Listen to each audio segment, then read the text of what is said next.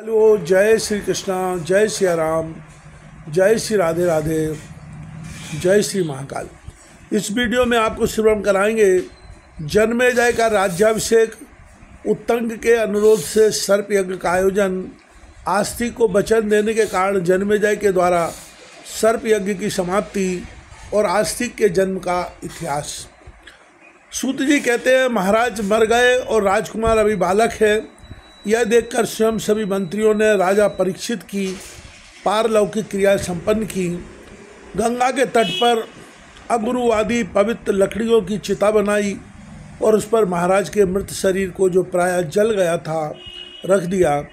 गौएं, सुवर्ण, अनेक प्रकार के अन्न और भांति भांति के वस्त्र आदि बहुत से पदार्थ उचित रूप से विप्रों को दिए गए।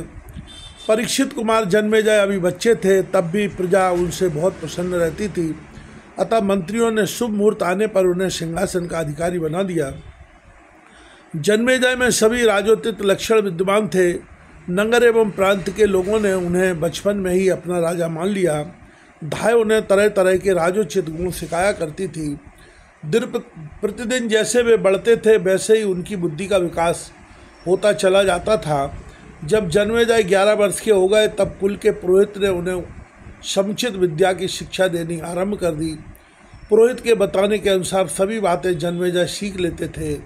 फिर जिस प्रकार द्रोणाचार्य ने अर्जुन को तथा परशुराम जी ने कर्ण को पढ़ाया था, वैसे ही कृपाचार्य जी ने जन्मेजय को संपूर्ण धनुर्वेद सिखला दिया। विद्याओं का अध्ययन कर लेने पर वे बड़े पराक्रमी वीर हुए। धनुर्वेद और वेदों की उन्हें पूर्ण जानकारी हो गई। परमार्थ विषय ज्ञान भी उनसे छुपा न रहा। धर्मशास्त्र के अर्थ का विवेचन करने में वे पूर्ण कुशल हो गए।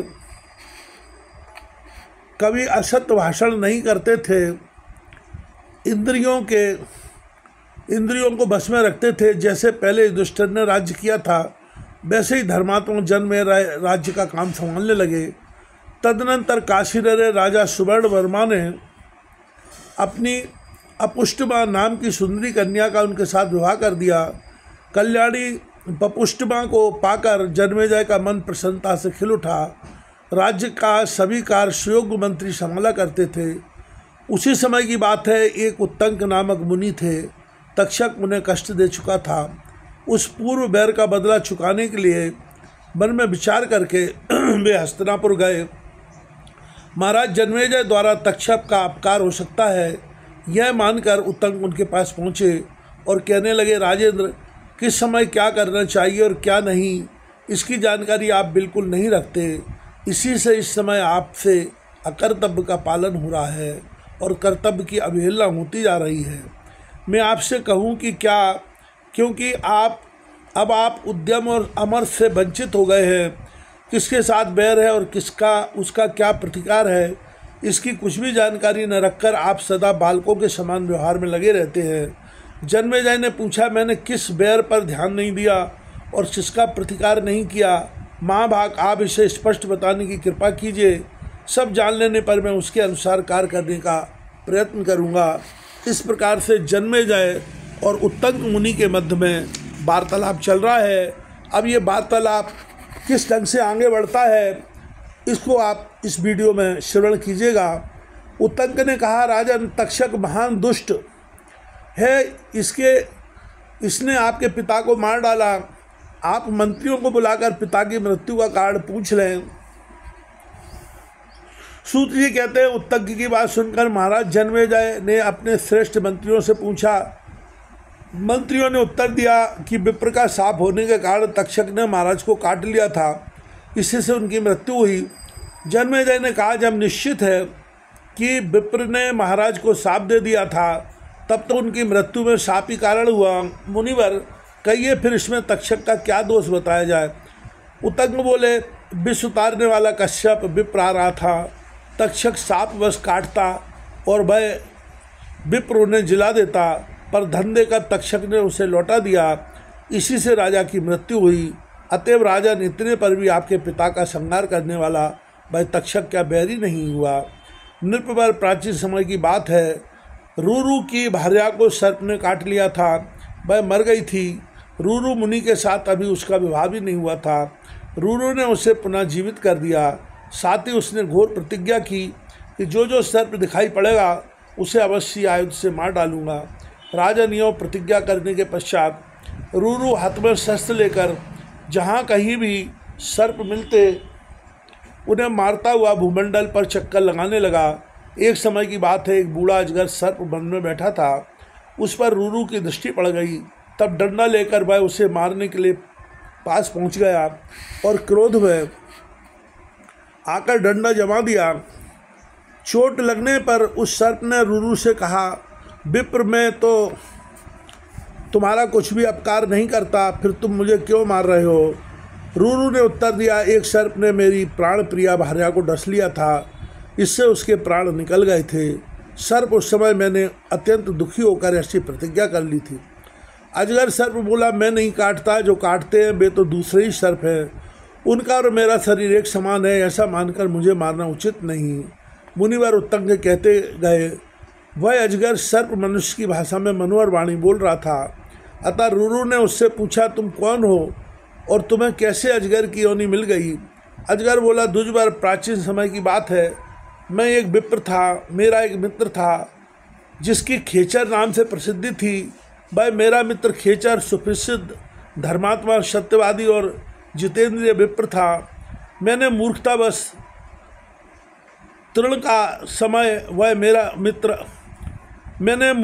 तृण का एक सर्प बनाकर उसे धोखे में डाल दिया। उस समय वह मेरा मित्र अग्निशाला में बैठकर अग्नि क्षेत्र कर रहा था। सर्प को देखकर वह आतंकित हो गया।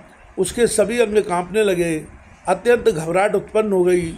रहस्य खुल जाने पर उसने मुझे शाप दे दिया कि अरे मूर्ख, तूने सर्प से मुझे भयभीत किया है, अतः तू भी सर्प हो जा। मुझे तुरंत सर्प की योनि मिल गई। फिर जब मेरी प्रार्थना से अत्यंत संतुष्ट होने पर दुर्जर खेचर की क्रोधाग्नि कुछ शांत हुई, तब उन्होंने मुझसे कहा, सर्प मुनिवर रूरू इस शाप से तुम्हारा उद्धार करेंगे। प्रवृत्ति से रूरू का जन्म होना निश्चित है, वही मैं सर्प हूँ और तुम रूरू हो। मेरी उस उत्तम बात पर ध्यान दो। विप्रों के लिए अहिंसा सर्वोत्तम धर्म है, इसमें कुछ भी अन्यथा विचार नहीं करना चाहिए। विद्वान विप्र को चाहिए कि वह सर्वत्र दया भाव रखे। मुनिवर उत्तंग कहते रहे, वह अजगर पूर्व जन्म का विप्र था। रूरू के मारने पर उसका साप से उद्धार हो गया। उसे साप मुक्त करने के बाद रूरू ने सर्पों को मारना बंद कर दिया। अपनी उस मरी हुई स्त्री को फिर से जीवित करके उसके साथ विवाह कर लिया। यों रूरू ने पूर्व बैर याद रखते हुए बहुत से सर्पों की सत्ता मिटा डाली। एक तुम हो जो सर्पों के प्रति उठी शत्रुता को भुलाकर मौज कर रहे हो। राजेंद्र, तुम भरतवंशी राजाओं में सबसे उत्तम माने जाते हो। तुम्हें पिता के मारने वालों पर अत्यंत कुपित हो जाना चाहिए। तुम्हारे मृत पिता आकाश में भटक रहे हैं। तुम सर्पों को मारकर पिता का उद्धार करने में उद्यत हो जाओ, क्योंकि पिता के बैर को भूला हुआ प्राणी जीता हुआ भी मरा हुआ ही समझा जाता है। नृपवर, जब तक तुम सर्पों को मार न डालोगे तब तक तुम्हारे पिता की सदगति होनी असंभव है। अतः अम्बा यज्ञ करके उन्हें मारने का यत्न करना तुम्हारे लिए परम आवश्यक है। महाराज, पिता का बैर याद रखते हुए उस यज्ञ में सभी सर्प होम दिए जाएंगे। सूत जी कहते हैं, जब जन्मेजय ने मुनिवर उत्तंग की बात सुनी तब उनकी आंखों में आंसू टपक पड़े, मन पर संताप की घटा उमड़ आई। वे बोले, मैं महान मूर्ख हूँ, मुझे धिक्कार है। मैंने व्यर्थ ही अपने को बड़ा मान रखा है, तभी तो मुझ मूर्ख के पिता को सर्प ने काट लिया, जिससे वे दुर्गति भोग रहे हैं। अच्छा, अब मैं यज्ञ करके पिता का बदला चुकाऊंगा। सचमुच प्रज्वलित अग्नि में सर्पों का संहार कर देना परम आवश्यक है, फिर मन में कोई खटका ना रह जाएगा। उसी क्षण जन्मेजय ने संपूर्ण मंत्रियों को बुलाया और उनसे यह वचन कहा, मंत्रीवरों, आप सब लोग यज्ञ की यथोचित सामग्री तैयार करें। उन उत्तम विप्रों को बुलाकर उनसे गंगा के तट पर पवित्र भूमि का पता लगाएं। वहाँ सावधान होकर ऐसा सुंदर मंडप बनवाएं जिसमें 100 खंभे लगे हों। मंत्रियों, मेरे इस यज्ञ में वेदी का निर्माण होना बहुत आवश्यक है। विस्तार पूर्वक सर्प में यज्ञ किया जाएगा। तक्षक यज्ञ पशु बनेगा। मुनिवर उत्तंग होता का कार्य संपन्न करेंगे। आप लोग शीघ्र वेद के पारगामी बहु विप्रों का आह्वान करें। सूत जी कहते हैं, महाराज जन्मेजय के मंत्री बड़े बुद्धिमान थे। राजा के आज्ञानुसार वे कार्य करने में संलग्न हो गए। यज्ञ की सभी सामग्री तैयार कर ली गई, विस्तृत वेदी का निर्माण करा लिया गया, सर्पों की आहुति आरंभ हो गई। तक्षक भागकर इंद्र के पास चला गया। उसने उनसे प्रार्थना की, प्रभु मैं भयभीत होकर आपकी शरण में आया हूँ, मेरी रक्षा कीजिए। इंद्र ने डरे हुए तक्षक को आश्वासन देकर अपने आसन के पास बिठा लिया।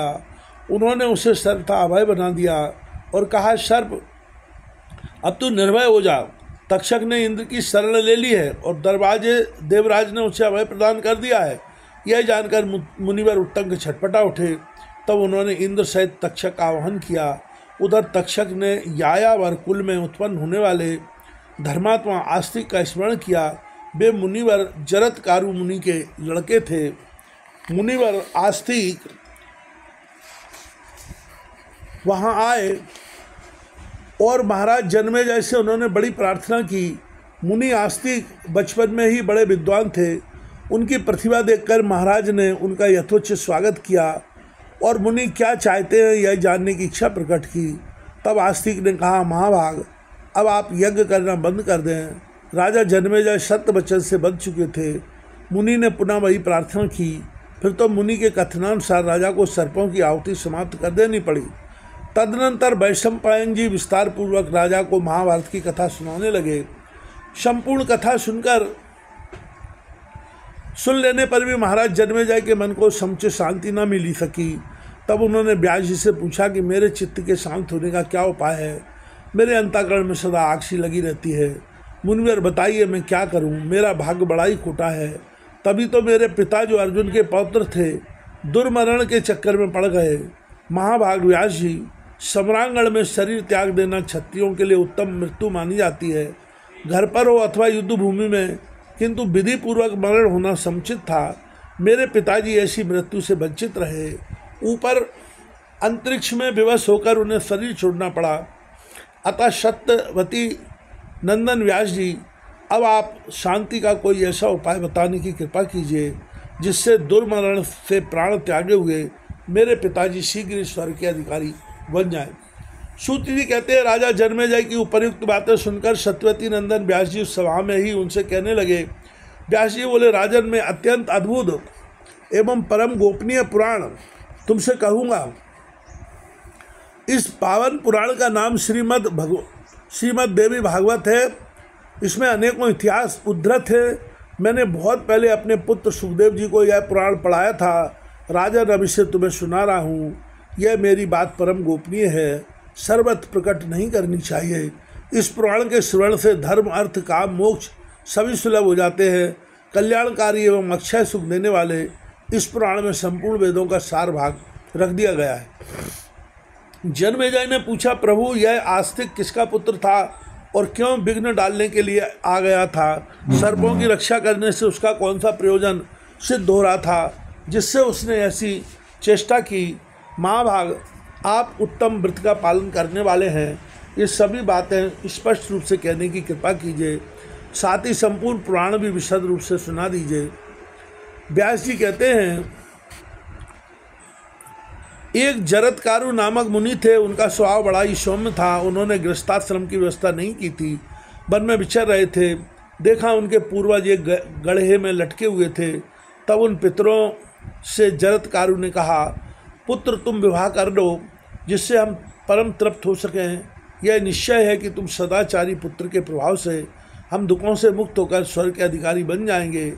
उस समय जरत्कारु ने पितरों से कहा, पूर्वजों, यदि समान नाम वाली तथा निरंतर अधीनता स्वीकार करने वाली कोई कन्या बिना मांगे मुझे मिल जाए तो मैं गृहस्थ बनने को तैयार हूँ। मेरी बात बिल्कुल सत्य है। इस प्रकार पितरों से कहकर वे विप्र जरत्कारु तीर्थों में घूमने चले गए। उसी समय सर्पों की माता ने पुत्रों को शाप दे दिया कि तुम आग में गिर जाओ। वह प्रसंग इस प्रकार है कि कश्यप मुनि की दो भार्याएं थीं, कद्रु और विनीता। भगवान सूर्य के रथ में जुते घोड़ों को देखकर वे आपस में विवाद करने लगीं। उस समय घोड़ों को देखकर कद्रु ने विनीता से पूछा, कल्याणी, यह अश्व किस रंग का है? सच्ची बात कहो, विलंब नहीं होना चाहिए। विनीता बोली, भद्रे है उत्तम अश्व निश्चय सफ़ेद रंग का है, तुम उसे क्या मानती हो? कहो तुम्हारी समझ में यह किस वर्ण का है? फिर अम्बा बाजी लगाएं कि यदि मेरी हार होगी तो मैं तुम्हारी दासी बन जाऊंगी, और तुम हार जाओगी तो तुम्हें मेरी दास्ता स्वीकार करनी होगी। कद्रू ने कहा, सुमुखी मेरी समझ से तो यह है अश्व काले रंग का है। बात ठीक है, अतः तुम दिव्य दासी बनने के लिए मेरे पास आ जाओ। सूत जी कहते हैं, उस समय कद्रू के पास बहुत से छोटे छोटे काले सर्प थे। उन अपने सभी पुत्रों ने कद्रू से कहा, तुम लोग इस घोड़े के सर्वांग में लिपट कर इसे काला बना दो। कुछ पुत्रों ने माता की आज्ञा नहीं मानी। तब माता कद्रू ने उन्हें शाप दे दिया कि जन्मेजय के यज्ञ में आग धधकती रहेगी और तुम लोग जाकर उसमें भस्म हो जाओगे। अन्य सर्पों ने आज्ञा मान ली। माता को प्रसन्न करने के लिए वे उस घोड़े की पूंछ में जाकर लिपट गए, अतः वह अश्व काले रंग का दिखने लगा। अब कद्रू और विनीता दोनों बहनें एक ही साथ गईं और घोड़े को देखने लगीं। वह अश्व कृष्ण वर्ण का दिख रहा था। यह देखकर विनीता का मन संतप्त हो उठा। उसी समय विनीता के पुत्र गरुड़ आए और गरुड़ में असीम शक्ति थी। वे सर्पों को निगल जाते थे। माता को दुखी देखकर उन्होंने पूछा, माता तुम क्यों अत्यंत खिन्न हो? मुझे ज्ञात होता है कि तुम रो रही हो। तुम्हारा पुत्र मैं और दूसरा सूर्य का रथ हाँकने वाला अरुण, ये दोनों जीवित है। पुण्यमयी माता, हम दोनों के रहते हुए तुम्हें दुख भोगना पड़े तो हमारे जीने को धिक्कार है। उस पुत्र के उत्पन्न होने से क्या लाभ हुआ जो माता के दुख को दूर न कर सके? माता मुझसे अपने संताप का कारण बताओ, मैं अभी तुम्हें सुखी बना देता हूँ। विनीता ने कहा, पुत्र मैं सौत की दासी बन गई हूँ, क्या कहूँ, ऐसी विपत्ति व्यर्थी मेरे सिर पर आ पड़ी है। वह सौत मुझे आज्ञा देती है कि तू मुझे कंधे पर चढ़ाकर ले चल। पुत्र इस समय यही मेरे दुख का कारण है। गरुड़ जी बोले, माता मैं उसे अवश्य पहुँचा दूंगा जहाँ वह जाना चाहती है। कल्याणी तुम शोक मत करो, तुम्हारी सारी चिंता दूर कर देता हूँ। व्यास जी कहते हैं, इस प्रकार गरुड़ के कहने पर विनीता कद्रू के पास गई। महाबली गरुड़ भी माता विनीता को दासीपन से मुक्त करने के लिए साथ गए। उन्होंने पुत्र सहित कद्रू को कंधे पर उठा लिया और समुद्र के उस पार चल पड़े। वहां पहुंच जाने पर गरुड़ ने कद्रू से कहा, माता तुम्हें प्रणाम है, मुझे निश्चित रूप से यह बताने की कृपा करो कि मेरी माँ किस प्रकार दासी भाव से मुक्त हो सकेगी। कद्रू ने कहा, पुत्र तुम अभी स्वर्ग से बलपूर्वक अमृत ले आकर मेरे लड़कों को सौंप दो। यों करके तुम अपनी अबला माता का शीघ्र उद्धार करने में समर्थ हो सकते हो। व्यास जी कहते हैं, कद्रू के इस प्रकार कहने पर पक्षीराज महाबली गरुड़ तुरंत इंद्रलोक चले गए। वहाँ उन्होंने युद्ध करके अमृत का कलश छीन लिया और अमृत लाकर विमाता कद्रू को दिया। उनके इस प्रयास से माता विनीता निस्संदेह दासी भाव से मुक्त हो गईं।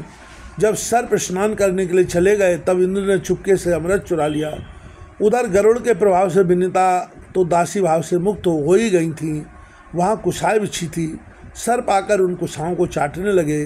कुशाओं की नोक बड़ी ही तीक्ष्ण थी। उसका स्पर्श होते ही सर्प दो जीभ वाले हो गए। माता कद्रू ने अपने जिन पुत्रों को शाप दिया था वे बासुकी प्रभृति नाग ब्रह्मा जी की शरण में गए और साप से उत्पन्न होने वाले भय की बात उनसे कह सुनाई। तब महाभाग ब्रह्मा जी ने उन सर्पों से कहा, वासुके जरत्कारु नामक एक श्रेष्ठ मुनि हैं, उन्हीं जैसे नाम वाली अपनी बहन तुम उन्हें सौंप दो। उसके गर्भ से जो पुत्र उत्पन्न होगा वही तुम लोगों की रक्षा करेगा। आस्तिक नाम से उसकी प्रसिद्धि होगी, इसमें कोई संदेह की बात नहीं है। ब्रह्मा जी की वह कल्याणमयी वाणी सुनकर बासुकी वन में गया और अपनी बहन को विनयपूर्वक मुनि को सौंप दिया। उस कन्या का नाम भी जरत्कारु था। जरत्कारु मुनि ने उसे अपने समान नाम वाली बनाकर बासुकी से कहा, जिस क्षण यह मेरा अप्रिय कार्य करेगी उसी क्षण मैं इसे त्याग दूंगा। इस प्रकार वचनबद्ध करके स्वयं मुनि ने उस कन्या के साथ विवाह कर लिया। कन्या सौंपकर बासुकी इच्छानुसार अपने घर की ओर चल पड़े। परंतु अब इसके बाद जरत्कारु मुनि उस महान वन में स्वच्छ पर्णकुटी बनाकर उस भार्या के साथ विहार करते हुए सुख से जीवन व्यतीत करने लगे। एक समय की बात है, वे मुनिवर जरत्कारु भोजन करके सोने लगे। वहीं बासुकी की सुंदरी बहन जो मुनि की पत्नी थी बैठी थी।